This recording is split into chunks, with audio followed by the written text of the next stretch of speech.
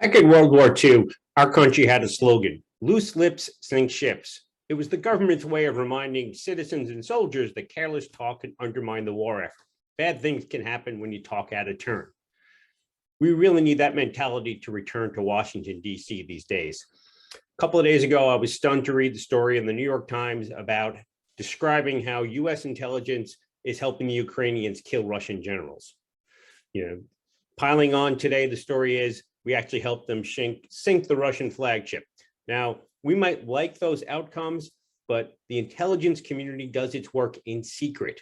By definition, it's supposed to stay secret. We don't need senior administration officials sharing those secrets with 330 million of their closest friends. When word gets out like that, it not only undermines intelligence efforts, it lets the bad guys know what our folks are doing. It could put them in danger, or it could just invalidate the methods they're using. I mean, think back an administration or two. We felt like leaking our counterterrorism efforts to make the administration look good. And what happened? Terrorists started communicating in different means. So all of a sudden, we couldn't track their bad intent. So it's just a bad idea in any circumstance, but it's worse right now.